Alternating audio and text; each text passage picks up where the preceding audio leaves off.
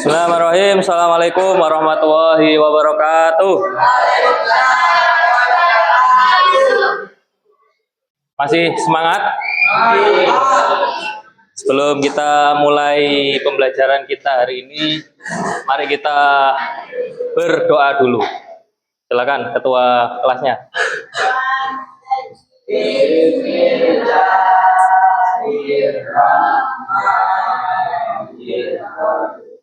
Raditu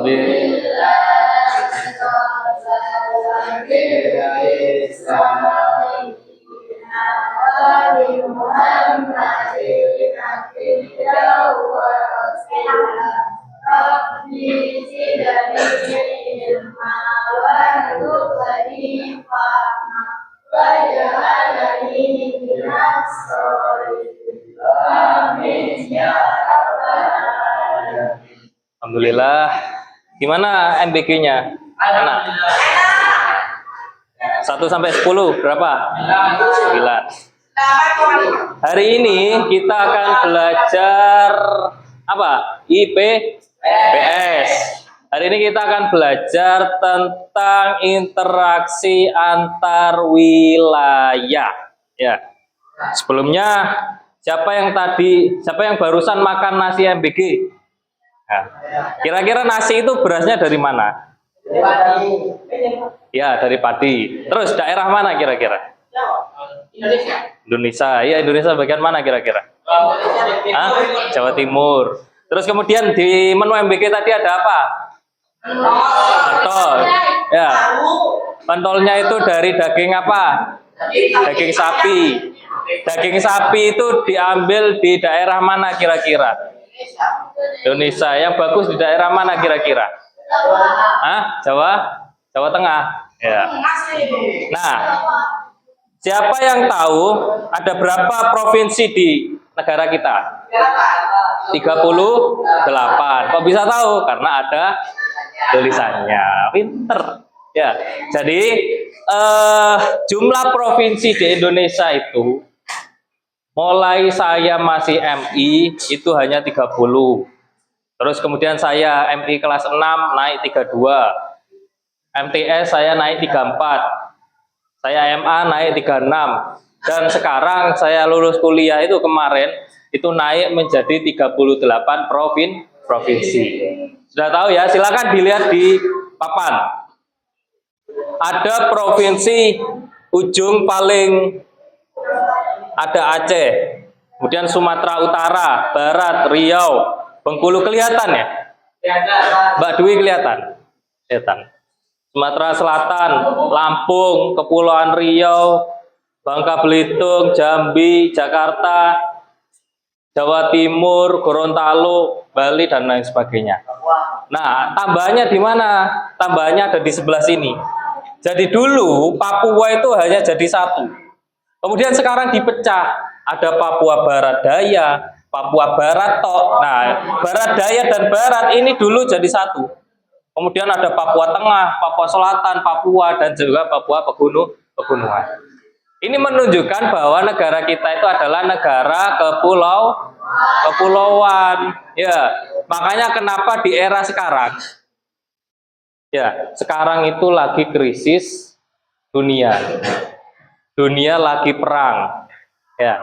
Makanya kenapa Bapak Presiden kita, siapa Presiden kita? Bapak Prabowo Subianto Djoyohadikusumo, ya, itu mencanangkan atau membuat program yang namanya swasembada pangan. Jadi Presiden kita itu membuat suatu program yang namanya swasembada pangan. Ya, swasembada pangan. Pernah dengar kalian? Nggak pernah ya? Jadi program ini adalah program di mana diharuskan setiap pulau di Indonesia ini itu punya pangan tersendiri. Iso ngelola padi dewe, iso ngelola jagung dewe, iso ngelola daging sendiri. Nah, itu yang lagi ditanamkan. Ya, makanya kenapa kok kemarin mungkin kalian muncul di FYP TikTok ya, ada sebuah film Ya, di mana filmnya itu berkaitan dengan ini ya Papua, ya kan? Sebuah film ya pesta-pesta itu ya. Yang perlu diketahui bahwa di film tersebut itu tidak apa namanya tidak menjelaskan ini. Jadi kenapa kok ada namanya program swasembada pangan? Ditakutkan, naudzubillah, kalau misalnya ada perang, ya perang terjadi di Indonesia, kita yang ada di pulau-pulau ini itu bisa mengelola pangan dewe. Ya, jadi tidak hanya bergantung ke Pulau Jawa. Yang ada di Papua itu iso nikmati beras dewe, tidak harus nunggu pasokan dari Pulau Jawa. Itu tujuannya. Ya, terkait dengan materi kita hari ini, terkait interaksi antar wilayah juga sama. Ya, interaksi antar wilayah itu adalah apa? Interaksi itu apa? Hubungan, ya, hubungan timbal balik. Nah, dalam agama kita, nah ini. Di agama kita itu sudah Tuhan kita Allah itu sudah memerintahkan kita bahwasanya di Quran surat Al-Hujurat ayat 13, wahai manusia, sesungguhnya kami telah menciptakan kamu dari seorang laki-laki dan perempuan. Kemudian kami menjadikan kamu berbangsa-bangsa dan bersuku-suku agar kamu saling mengenal, ta'aruf. Sesungguhnya yang paling mulia di antara kamu di sisi Allah adalah orang yang paling bertakwa. Sesungguhnya Allah Maha mengetahui lagi Maha teliti. Nah, artinya apa? Kita hidup di Indonesia dengan segala suku, ras, agama, budaya itu sudah ditakdirkan.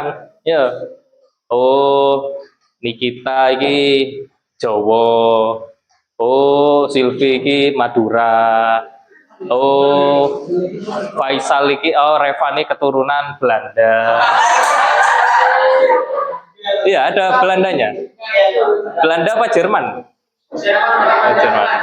Ya, jadi itu sudah ditakdirkan. Nah, terus tugas kita apa? Tugas kita untuk mengenal, ya, mengenal. Jadi tugas kita itu harus interaksi, ya. Tidak oleh saling mengejek antar suku, itu tidak boleh. Oke, silakan diperhatikan, disimak dengan baik.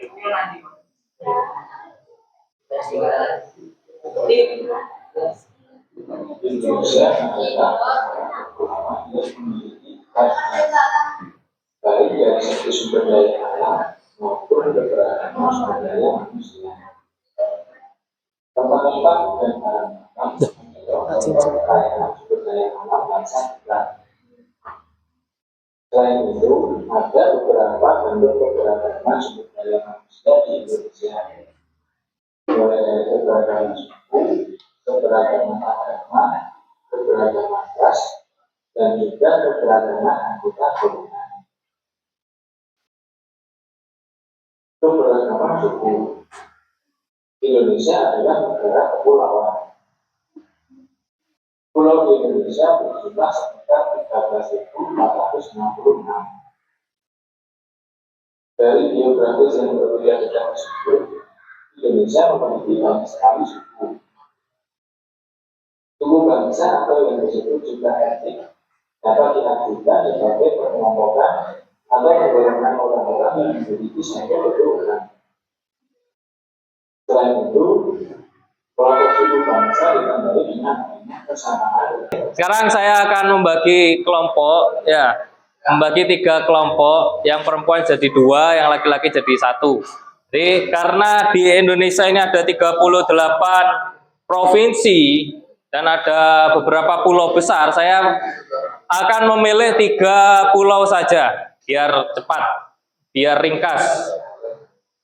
Pulau pertama yaitu Pulau Jawa, Pulau Kalimantan yang kedua, dan yang terakhir adalah Pulau Papua. laki-lakinya itu adalah Pulau Jawa, yang perempuannya kelompok 1 itu Pulau Papua, ya, yang belakang Kalimantan. Ya, silakan dicari. Yang pertama itu adalah sumber daya alamnya yang tersedia apa saja. Yang kedua itu yang harus dicari keunggulannya, dan yang ketiga itu adalah ciri khasnya. Atau yang ciri khas itu apa? Ada yang tahu ciri khas? Ciri khas itu adalah identitas. Ya, ciri khas itu adalah identitas suatu pulau. Silakan didiskusikan. Jadi Pulau Jawa itu apa saja SDA-nya yang tersedia, ya, sumber daya yang tersedia itu apa saja, terus keunggulannya itu apa, yang bisa disalurkan ke pulau lainnya itu apa saja. Ya.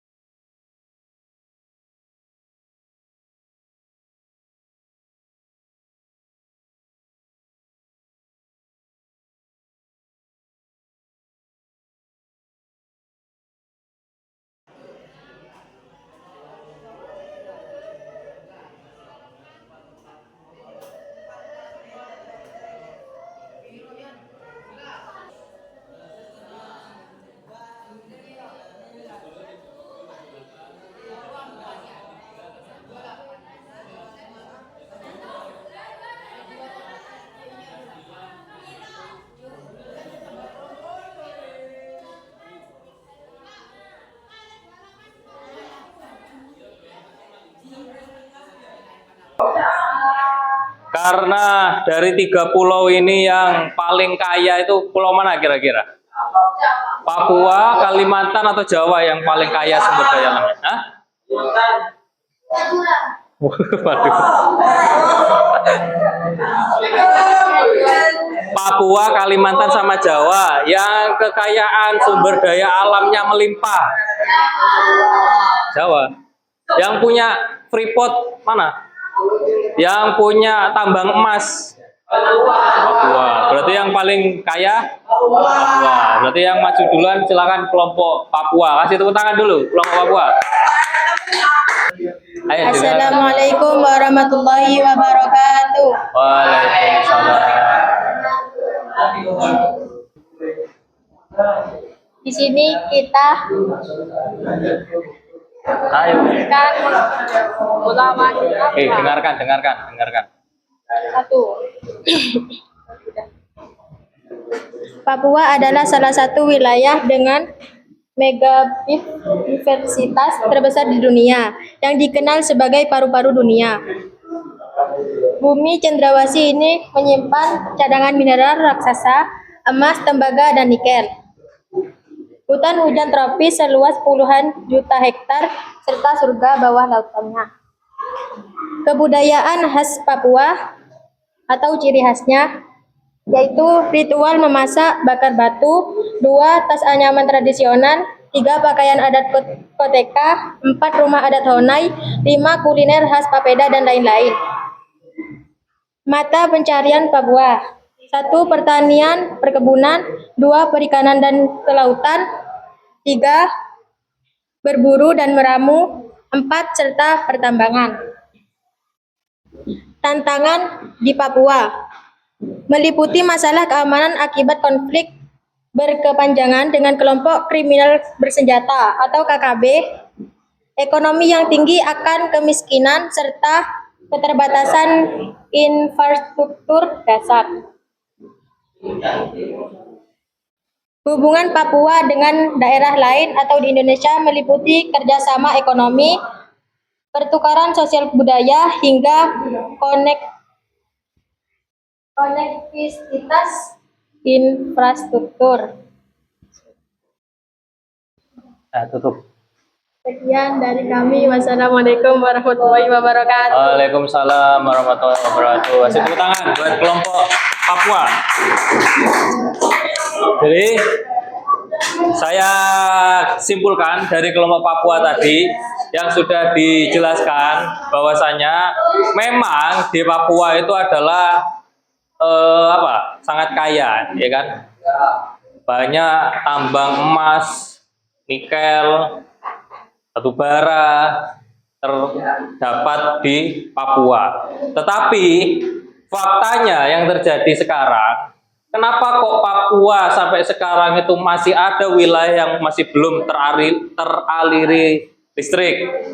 Masih ada wilayah yang belum mendapatkan pasokan air bersih. Masih ada wilayah yang terisolir. Ya. Kenapa? Padahal mereka di sana itu adalah salah satu pulau yang kaya di tanah air kita. Kenapa kira-kira? Tadi yang sudah dijelaskan ada namanya KKB disebutkan oleh kelompok satu tadi. Apa KKB tadi? Kelompok kriminal bersenjata. Ya. Sampai sekarang masyarakat Papua ketika keluar rumah mencari makan itu tidak tenang mereka. Tidak tenang. Cek kudu bawa pistol, senjata atau alat-alat untuk membela diri. Ya, karena ada KKB itu tadi.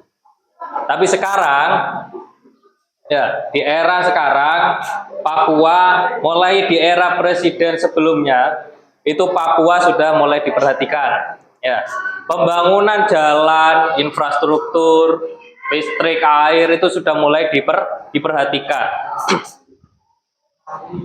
Ya, akhirnya masyarakat Papua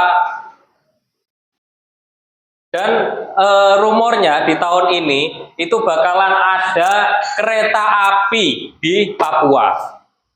Ya. Baru ada kereta api di Papua. Bayang, kita di sini di Pulau Jawa, ya beras kadang buah ya, air kadang buah, ya energi kadang minyak atau listrik itu kadang ya boros, ya. Harusnya kita bersyukur. Oke, lanjut kelompok selanjutnya. Sudah kelompok Kalimantan sudah? Sudah. Oke, karena kelompok Kalimantan sudah, kelompok selanjutnya adalah kelompok Jawa. Silakan. Kelompok Jawa.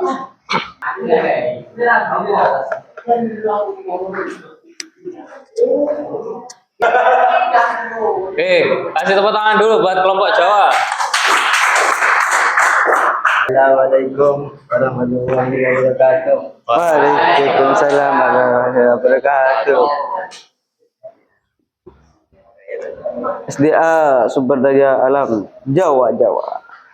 1. Kekayaan alam. Kafir ya. Tanah subur untuk pertanian pada tebu sayur buah. Padi. Oh iya padi sayur. Pegunungan dan gunung berapi aktif, pantai selatan dan utara untuk perikanan. 2. Budaya khas. Rumah adat Joglo, rumah panggung Sunda, wayang kulit, gamelan, batik, keris. 3. Mata pencaharian, pertanian dan perkebunan, industri, perdagangan, jasa di kota besar Jakarta, pariwisata, budaya, dan alam. 4. Tantangan kepadatan penduduk, polusi udara dan banjir, ahli fungsi lahan pertanian, bencana gunung meletus. 5. Hubungan dengan daerah lain, pusat pemerintahan, ekonomi, pendidikan Indonesia, jadi pusat distribusi barang ke Sumatera, Kalimantan, Papua. Sekian dari kami. Kasih tepuk tangan buat kelompok Jawa. Seperti yang sudah disampaikan oleh kelompok Jawa tadi, bagus, bahwasanya Pulau Jawa itu adalah pulau paling sentral di Indonesia.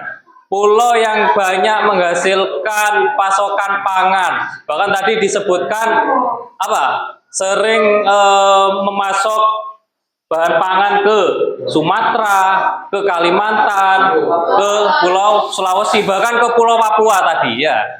Nah, itu kendalanya itu. Dari Indonesia merdeka sampai sekarang, ya, yang jadi kendala itu adalah Jawa sentris. Semua aktivitas itu banyak terjadi di Pulau Jawa. Akibatnya apa? Banyak masyarakat yang menumpuk di Jawa. Sumpek Jawa wisan. Ya, makanya program dari Bapak Presiden kita swasembada pangan itu tujuannya untuk memutus ini agar beras yang dari Pulau Jawa tidak usah dikirim nang Papua, beras yang di Jawa tidak usah dikirim nang Sulawesi, tidak usah dikirim nang Kalimantan. Ya apa caranya? Yuk, biar supaya pulau-pulau ini mandiri, bisa menghasilkan sendiri. Paham ya? Selanjutnya yang terakhir, mari kita sambut kelompok 2 dari Pulau Kalimantan. Kasih tepuk tangan. Silakan Mbak Dwi dan Afida. Assalamualaikum warahmatullahi wabarakatuh. Waalaikumsalam. Saya akan mempresentis.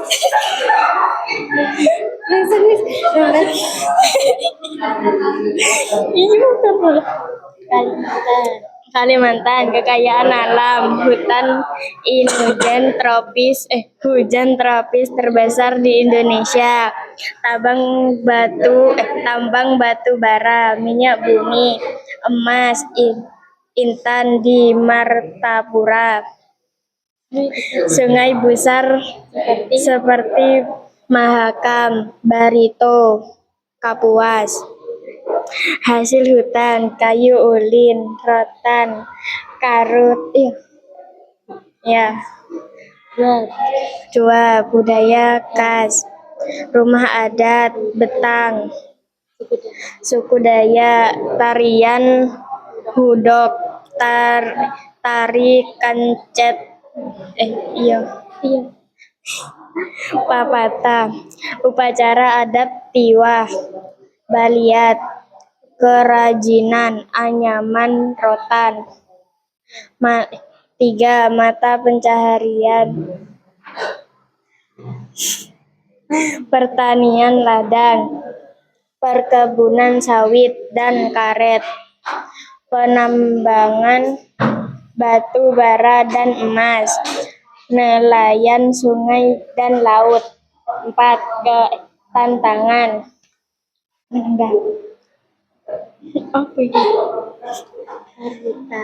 Karutan dan kabut.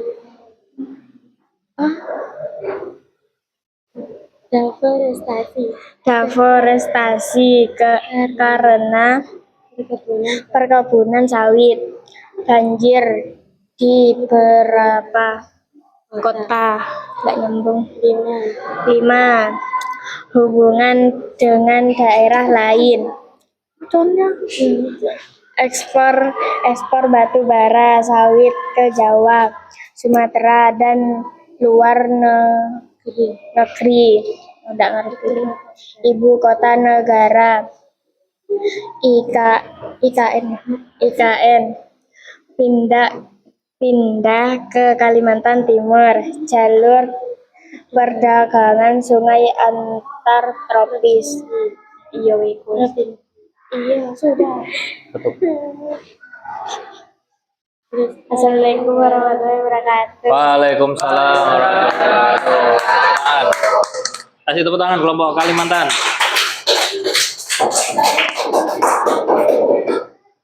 Oke. Jadi yang sudah dijelaskan oleh teman kita dari Kalimantan. Ya, dari Kalimantan ya. Ya, bahwa di Kalimantan itu apa? Sawit, apalagi batu bara. Sampean tahu jam dinding ini, nah ini jam dinding itu bisa nyala karena ada apa? Baterai. Baterai itu terbuat dari apa kira-kira? Nikel. Ya. Jadi nikel itu hanya ada di Kalimantan dan juga di Pulau Sulawesi dan Papua. Apakah di Jawa ada? Tidak ada. Masih belum. Ya. Makanya dari itu setiap pulau di Indonesia itu pasti punya kelebihan. Ya. Seperti yang sudah dijelaskan oleh teman-teman kita. Oke, baik, itu saja yang bisa kami sampaikan hari ini. Ya. Sebelum kita akhiri, saya ingin bertanya dulu. Dari materi kita hari ini itu menunjukkan bahwa satu negara Indonesia, tanah air kita, itu mempunyai sumber daya alam yang berlimpah, ya kan? Tetapi kekayaan alam kita itu tidak selamanya tidak selamanya terpusat pada satu wilayah, ya kan? Seperti yang sudah dijelaskan oleh kalian tadi ke masing-masing kelompok. Ada di Pulau Jawa itu yang kan tidak ada batu bara, tidak ada emas. Adanya apa di Pulau Jawa tadi? Adanya padi atau perkebunannya atau tanahnya yang subur. Ya. Ini seperti halnya tadi Pulau Jawa. Pulau Jawa apa yang unggul? Oh, tanahnya subur. Ya, lahan pertaniannya maju. Oh, di Pulau Papua apa yang unggul? Emas. Tambangnya. Kalimantan apa? Ya, sawitnya, batu baranya, minyaknya, dan lain sebagainya. Nah, bagaimana pendapatmu? Ya, bagaimana pendapatmu? Pertanyaan yang terakhir, silakan ditulis. Berikan pendapatmu.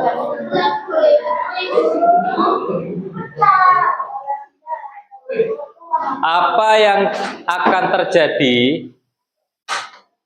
Berikan pendapat kalian. Apa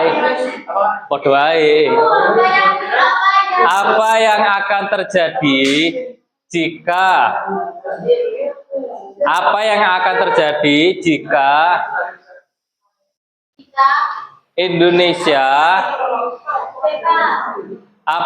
akan terjadi jika Indonesia berhasil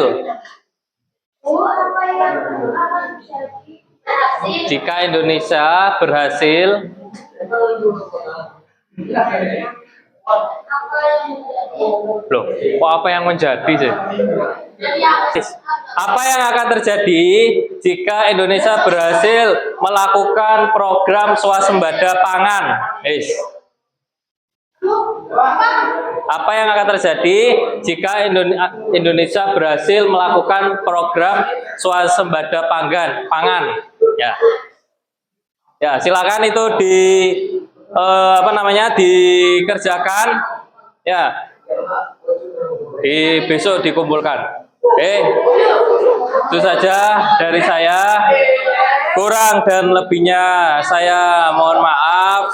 Mudah-mudahan apa yang hari ini disampaikan bisa bermanfaat, bisa ilmu yang sedikit saya sampaikan ini bisa membawa keberkahan dan kalian semua nantinya jadi anak-anak yang baik, anak-anak yang sukses. Terima kasih. Sekali lagi terima kasih, mohon maaf. Akhiran, assalamualaikum warahmatullahi wabarakatuh.